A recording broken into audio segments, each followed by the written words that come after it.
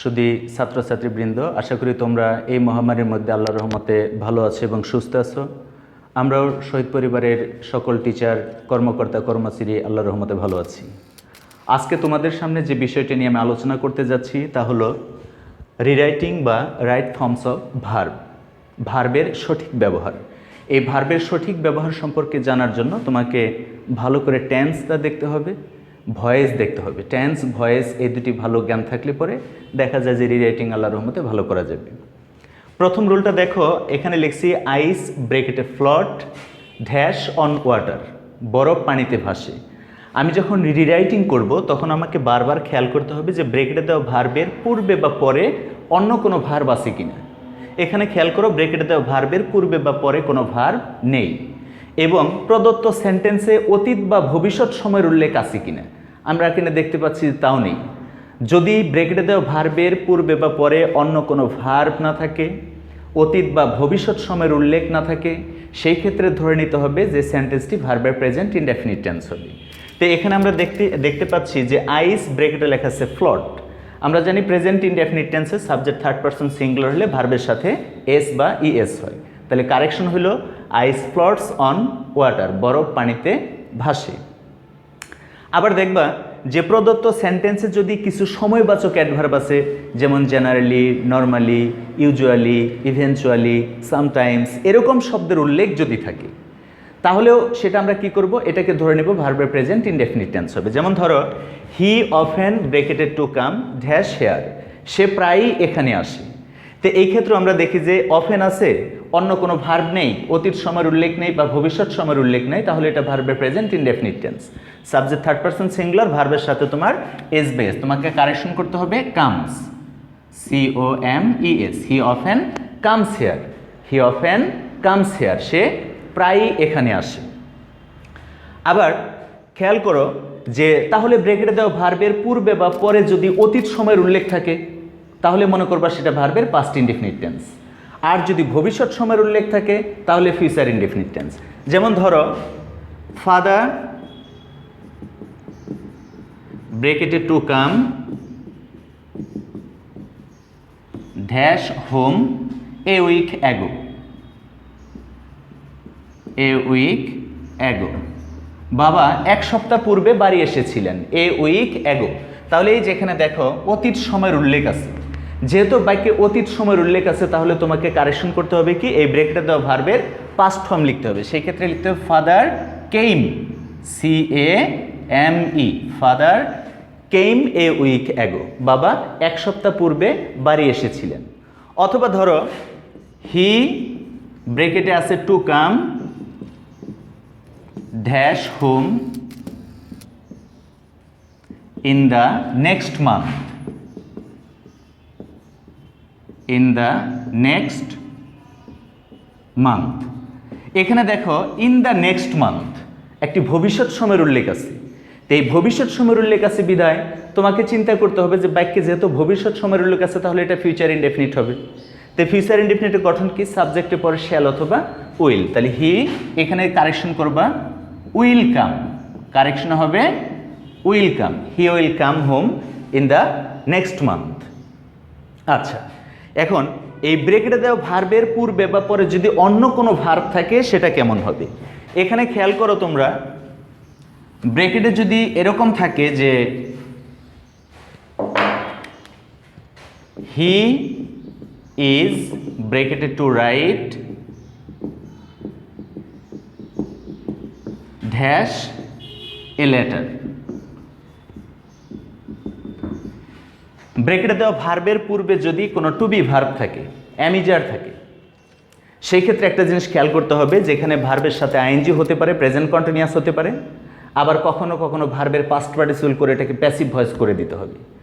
তোমাকে খেয়াল করতে হবে যে প্রদত্ত সেন্টেন্সের সাবজেক্ট ব্যক্তিবাচক কিনা। আমরা এখানে দেখতে পাচ্ছি হি একটি ব্যক্তিবাচক সাবজেক্ট, ব্রেকেটে দেওয়া ভার্বের পরে টু বি ভার্ব আছে, অ্যামিজার আছে, ব্রেকেটে দেওয়া ভার্বের পূর্বে টু বি ভার্ব অ্যামিজার আছে, আর এই ভার্বের কাজ করার ক্ষমতা সাবজেক্টের আছে। সো এটা ভার্বের প্রেজেন্ট কন্টিনিউয়াস টেন্স হবে। এখন প্রেজেন্ট কন্টিনিউয়াসের গঠন কি বলে, সাবজেক্ট উপরে অ্যামিজার প্লাস ভার্বের বেস ফর্মের সাথে আইএনজি যোগ করতে হয়। তাহলে রাইটিং হবে WRITING। আইএনজি যোগ করার নিয়মটা নিশ্চয়ই জানো যে ভার্বের শেষে ই থাকলে পরে আইএনজি যোগ করার সময় ইটা উঠে যাবে। He is writing a letter. আমি কিন্তু আবার বলেছি যে প্রদত্ত সেন্টেন্সের যে সাবজেক্ট আছে সেটা ব্যক্তিবাচক হতে হবে এবং এই সাবজেক্টের ব্রেকেটে দেওয়া ভার্বের কাজ করার ক্ষমতা থাকতে হবে। কিন্তু সাবজেক্ট যদি ব্যক্তিবাচক না হয় বা সাবজেক্টের কাজ করার ক্ষমতা যদি না থাকে, এই বাক্যটা আমি উল্টিয়ে লিখলাম যে এ লেটার ইজ ব্রেকেট আবারও to write dash by him. এটা কিন্তু ভার্বের প্যাসিভ মোডে চলে গেল। কোন মোডে গেল? প্যাসিভ মোডে চলে গেছে। এখানে দেখো যে ব্রেকেটে দেওয়া ভার্বের অ্যামিজার ঠিকই আছে, কিন্তু প্রদত্ত সেন্টেন্সের সাবজেক্ট কিন্তু ব্যক্তিবাচক নয়, অথবা এই সাবজেক্টের এই ব্রেকেটে দেওয়া ভার্বের কাজ করার ক্ষমতা নেই। সো তোমাকে এখানে মনে রাখতে হবে যেটা ভার্বের প্যাসিভ ভয়েস হবে। তো প্যাসিভ ভয়েস মানে অ্যামিজার থাকা সত্ত্বেও মূল ভার্বের past participle form written, WRITTEN, written. এখানে কিন্তু টিটা দুইবার হবে, WRITT, a letter is written by him. আচ্ছা, তাহলে নর্মালি অ্যামিজার ওয়াজার থাকলে সাধারণত ব্যক্তিবাচক সাবজেক্ট হলে প্রেজেন্ট কন্টিনিউয়াস হবে, আর যদি সাবজেক্ট ব্যক্তিবাচক না হয় ভার্বের প্যাসিভ মোডে চলে যাবে। আবার খেয়াল করো, প্রদত্ত সেন্টেন্সের ব্রেকেটে দেওয়া ভার্বের আগে বা পরে যদি now, at present, at this moment, day by day এই জাতীয় সময়বাচক অ্যাডভার্ব থাকে, যেমন ধরো বাক্যটা এরকম আছে, হি ব্রেকেটে ওয়াচ, WATCH, এই ওয়াচ মানে কিন্তু টিভি, সিনেমা, বিসিবি ইত্যাদি দেখা। He was dash TV now, TV now. আচ্ছা, এখন এই ব্রেকেটে দেওয়া ভার্বের আগে বা পরে অন্য কোনো ভার্ব নেই, কিন্তু now, at present, at this moment, day by day, continuously এই জাতীয় সময়বাচক অ্যাডভার্ব যদি থাকে, তোমাকে ধরে নিতে হবে এটা ভার্বের প্রেজেন্ট কন্টিনিউয়াস টেন্স হবে। এখন প্রেজেন্ট কন্টিনিউয়াসের গঠনটা কি? এটার প্যাটার্ন হলো সাবজেক্টের পরে অ্যামিজার বসবে, তারপরে ভার্বের বেস ফর্মের সাথে আইএনজি যোগ। এখানে অ্যামিজার নাই, সো তোমাকে ইজ লিখে তারপরে আইএনজি যোগ করতে হবে। ইজ ওয়াচিং, WATCH, এখানে কিন্তু কারেকশনে ইজ ওয়াচিং লিখতে হলো। He is watching TV now, সে এই মুহূর্তে টিভি দেখিতেছে বা এখন টিভি দেখিতেছে। অনুরূপভাবে ব্রেকেটে দেওয়া ভার্বের আগে যদি হ্যাভ ভার্ব থাকে, হ্যাভ, হ্যাজ বা হ্যাড, সেই ক্ষেত্রে ভার্বের পাস্ট পার্টিসিপল, যেমন I have bracketed to do dash the work, dash the work. তো তোমাকে কারেকশন করতে হবে I have done the work, এখানে ভার্বের পাস্ট পার্টিসিপল ফর্ম হবে। আমরা দেখতে পাচ্ছি যে ব্রেকেটে দেওয়া ভার্বের পূর্বে হ্যাভ, হ্যাজ আছে বা এখানে যদি হ্যাড থাকে এবং সাবজেক্ট যদি ব্যক্তিবাচক হয় বা এই সাবজেক্টের ভার্বের কাজ করার ক্ষমতা থাকে, তাহলে সেটা আমাদের পারফেক্ট টেন্সে নিয়ে যেতে হবে। একইভাবে বলতেছি, কিন্তু সাবজেক্ট যদি ব্যক্তিবাচক না হয় অথবা ভার্বের কাজ করার ক্ষমতা যদি সাবজেক্টে না থাকে, সেটাও ভার্বের প্যাসিভে চলে যাবে। যেমন দ্য ওয়ার্ক, এরকম লেখা আছে, the work has bracketed to do, the work has to do dash by me. এখন দেখো এখানেও কিন্তু ব্রেকেটে দেওয়া ভার্বের আগে হ্যাজ আছে। আমাকে খেয়াল করতে হবে এবার সাবজেক্ট কিন্তু ব্যক্তিবাচক নয়, আর এই ব্রেকেটে দেওয়া ভার্বের কাজ করার ক্ষমতা সাবজেক্টের নেই, সুতরাং এটা প্যাসিভ ভয়েস হবে। এখন প্রেজেন্ট পারফেক্ট টেন্সের প্যাসিভ ভয়েস কি? সাবজেক্টের পরে হ্যাভ, হ্যাজের পরে অতিরিক্ত তোমাকে বিন বসাইতে হবে, আর প্যাসিভ ভয়েস বলতেই মূল ভার্বের পাস্ট পার্টিসিপল ফর্ম। তোমাকে এখানে লিখতে হবে বিন, যে হ্যাজ তো দেওয়াই আছে, তোমাকে অতিরিক্ত বিন লিখে তারপরে ডান লিখতে হবে। The work has been done by me. আরেকটা গুরুত্বপূর্ণ নিয়ম খেয়াল করো, ব্রেকেটে দেওয়া ভার্বের পূর্বে বা পরে যদি ফর বা সিন্স যুগে সময়ের উল্লেখ থাকে তাহলে কি হবে? যেমন ইট ব্রেকেটে আমি লিখছি to rain dash here since morning, since morning. ভালো করে খেয়াল করো, ব্রেকেটে দেওয়া ভার্বের পরে যদি ফর বা সিন্স যুগে সময়ের উল্লেখ থাকে, সেই ক্ষেত্রে তুমি খেয়াল করবা যে ব্রেকেটে কি ধরনের ভার্ব দেওয়া আছে। ব্রেকেটে যদি কোনো প্রিন্সিপাল ভার্ব দেওয়া থাকে মনে করবো এটা ভার্বের প্রেজেন্ট পারফেক্ট কন্টিনিউয়াস টেন্স। এখন প্রেজেন্ট পারফেক্ট কন্টিনিউয়াসের প্যাটার্ন কি? সাবজেক্ট প্লাস হ্যাভ বিন অথবা হ্যাজ বিন প্লাস ভার্বের বেস ফর্মের সাথে আইএনজি যোগ। কিন্তু ব্রেকেটে যদি টু বি ভার্ব থাকে, বি থাকে, সেটা প্রেজেন্ট পারফেক্ট হবে। আমি এক্সাম্পল দিয়ে দেখাচ্ছি। এখানে দেখো, ইট ব্রেকেটে to rain dash here since morning. Since যোগে সময়ের উল্লেখ আছে, তোমাকে লিখতে হবে has been raining, has been, তারপরে রেইনের সাথে আইএনজি যোগ করতে হবে। তাহলে it has been raining here since morning. এখন প্রশ্ন হইল যে ব্রেকেটে দেওয়া ভার্বের পরে ফর বা সিন্স যুগের সময়ের উল্লেখ আছে, কিন্তু ব্রেকেটের ভিতরে টু বি ভার্ব দেওয়া আছে। যেমন এরকম ধরো, হি ব্রেকেটে to be dash ill for a week. আচ্ছা, এখানেও তোমার সময়ের উল্লেখ আছে, কিন্তু পার্থক্য দেখো, আগের বাক্যে ব্রেকেটে প্রিন্সিপাল ভার্ব দেওয়া আছে আর এখানে টু বি ভার্ব দেওয়া আছে। যদি প্রিন্সিপাল ভার্ব এরকম দেওয়া থাকে সেটা ভার্বের প্রেজেন্ট পারফেক্ট কন্টিনিউয়াস টেন্স হয়, আর যদি ব্রেকেটে টু বি থাকে তাহলে সেটা ভার্বের প্রেজেন্ট পারফেক্ট হয়। এখন প্রেজেন্ট পারফেক্টের প্যাটার্নটা কি? সাবজেক্ট প্লাস হ্যাভ অথবা হ্যাজ প্লাস মূল ভার্বের পাস্ট পার্টিসিপল। হি আছে, তাহলে এখানে হ্যাজ বসলো, হি হ্যাজ, আর এই বি এর পাস্ট পার্টিসিপল ফর্ম কি? Been. He has been ill for a week, he has been ill for a week. আবার দেখো, প্রদত্ত সেন্টেন্সে যদি just, just now, already, recently, lately, yet এই জাতীয় সময়বাচক অ্যাডভার্ব থাকে, যেমন কি কি থাকতে পারে? জাস্ট, জাস্ট নাও, just now, already, already, recently, lately, yet, ever,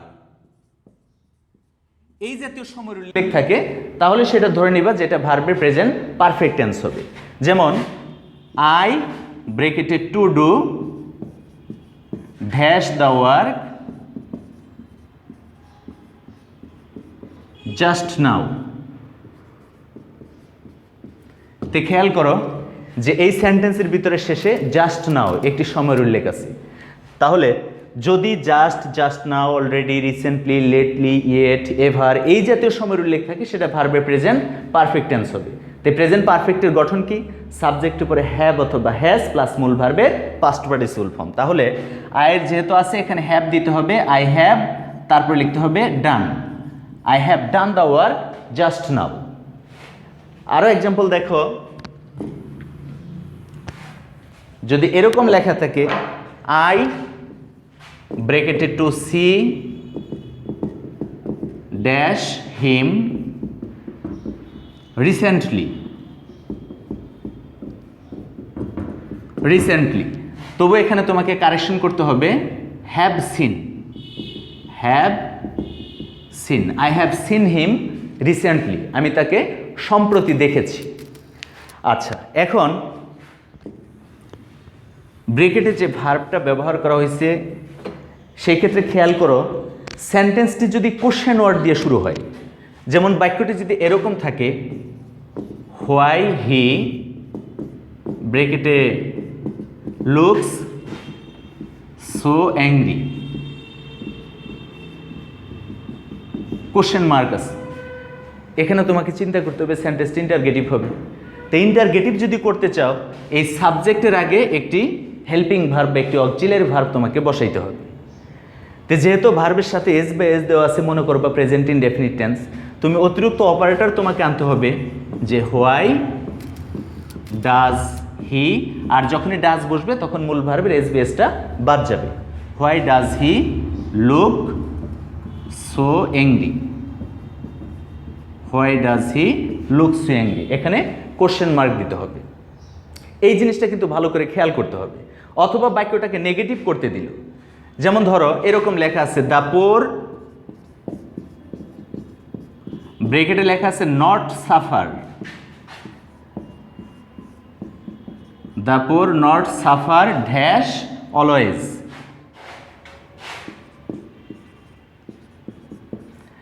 এখানে দেখো দ্য পোরের পরে নট সাফার আছে, আমরা কিন্তু জানি যে অ্যাডজেক্টিভের পূর্বে যদি আর্টিকেল দি ইউজ করা হয় সেটা প্লুরাল কমন নাউন হয়ে যায়, অর্থাৎ এই সাবজেক্টটা প্লুরাল কমন নাউন। দাপুর মানে গরিবেরা। এখন এই বাক্যটাকে লেখা আছে নট সাফার।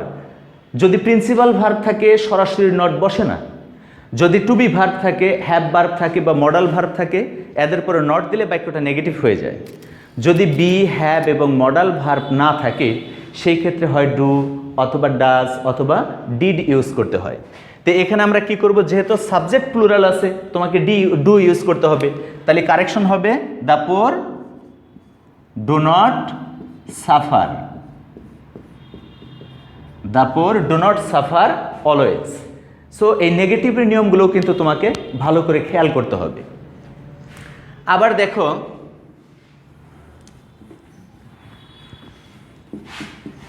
হোয়াইলের একটা নিয়ম দেখো, যেমন হোয়াইল আই ব্রেকেটে walk dash comma I saw her, I saw her. এই হোয়াইলের পরে খেয়াল করবা যদি সাবজেক্ট থাকে সেটা পাস্ট কন্টিনিউয়াস টেন্স। দেখ পাস্ট কন্টিনিউয়াসের গঠনটা কি, সাবজেক্ট উপরে ওয়াজ আর প্লাস ভার্বের সাথে আইএনজি। অ্যান্ড কোশ্চেন হলো যদি সাবজেক্ট না থাকে, যদি সাবজেক্ট না থাকে শুধু ভার্বের সাথে আইএনজি যোগ হবে।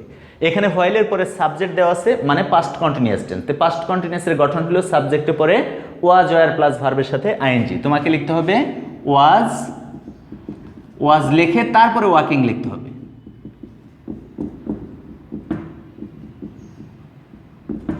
এরকম হবে while I was walking I saw him. আমি যখন হাঁটতেছিলাম তখন আমি তাকে দেখতে পেলাম। কিন্তু সাবজেক্ট না থাকলে পরে বাক্যটা এরকম যদি থাকে হোয়াইল ওয়াক আই স হিম, যদি এরকম থাকে সেই ক্ষেত্রে প্রেজেন্ট পার্টিসিপল মানে ভার্বের সাথে শুধু আইএনজি যোগ করতে হবে। তাহলে হোয়াইল ওয়াকিং লিখতে হবে, হোয়াইল ওয়াকিং আই স হিম। তাহলে খেয়াল করো হোয়াইলের পরে যদি সাবজেক্ট থাকে সেটা ভার্বের পাস্ট কন্টিনিউয়াস টেন্স, আর যদি সাবজেক্ট না থাকে শুধু এই ব্রেকেটে দেওয়া ভার্বের সাথে তুমি আইএনজি যোগ করবে। এরপরে আসো ব্রেকেটে দেওয়া ভার্বের পূর্বে যদি ইট ইজ টাইম এরকম থাকে, ইট ইজ টাইম বা it is high time, I wish, I fancy এই জাতীয় শব্দ থাকে, সেই ক্ষেত্রে দেখতে হবে যে আসলে বাক্য কয়টি। যদি দুটি বাক্য থাকে তাহলে ব্রেকেটে দেওয়া ভার্বের পাস্ট ফর্ম হবে, আর যদি একটি বাক্য থাকে তাহলে ওই ব্রেকেটের ভার্বটাকে ইনফিনিটিভ করতে হবে মানে টু বসাইতে হবে। আমি দিলাম ইট ইজ টাইম ব্রেকেটে ডু ড্যাশ দ্য ওয়ার্ক। যদি বাক্যটা এরকম থাকে তোমাকে লিখতে হবে it is time to do the work, it is time to do the work. কিন্তু যদি দুটি বাক্য থাকে যেমন ধরো ইট ইজ টাইম বা it is high time,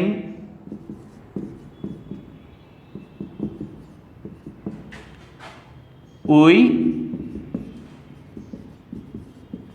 change dash hour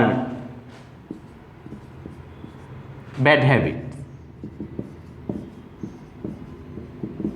যদি এরকম থাকে, এখানে দেখো দুটি বাক্য আছে, ইট ইজ টাইমের পরে কমা দেওয়া আছে, পরে আরেকটি বাক্য দেওয়া আছে, এরকম দ্বিতীয় বাক্য যদি থাকে তাহলে এই ব্রেকেটে দেওয়া ভার্বের পাস্ট ফর্ম হবে। ইট ইজ টাইম বা it is high time we changed our bad habits. আমাদের খারাপ অভ্যাসগুলো পরিত্যাগ করার এখনই উপযুক্ত সময়।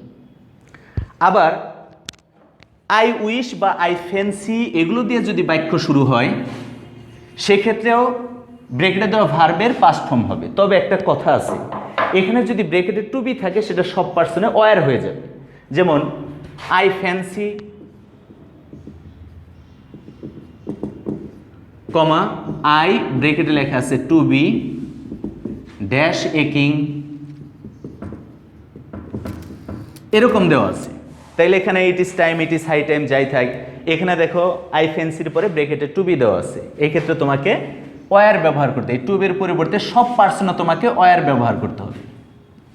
I fancy I were a king, আমার কল্পনা হয় বা আমার ইচ্ছা পোষণ হয় আমি যদি আবার রাজা হইতে পারতাম বা রাজা হতে পারতাম, এরকম। আবার দেখো since as if, as though,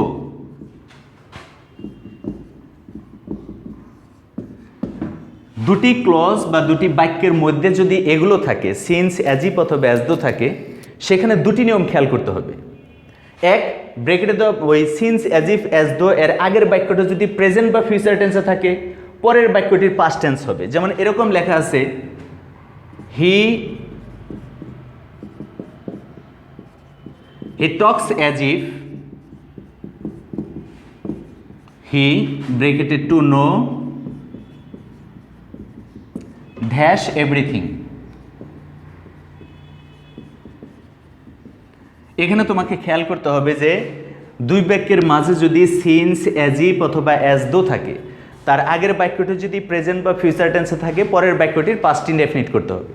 তো পাস্ট ইনডেফিনিট মানে কি, ব্রেকেটে যে ভার্বটা দেওয়া আছে সেটা তুমি পাস্ট ফর্ম করবা, তাহলে আই নিউ। কিন্তু প্রশ্ন হলো, এদের আগের বাক্যটি যদি পাস্ট ইনডেফিনিট টেন্সে থাকে, তাহলে পরের বাক্যটির পাস্ট পারফেক্ট হবে। যেমন ধরো, he talked as if he bracketed to know dash everything.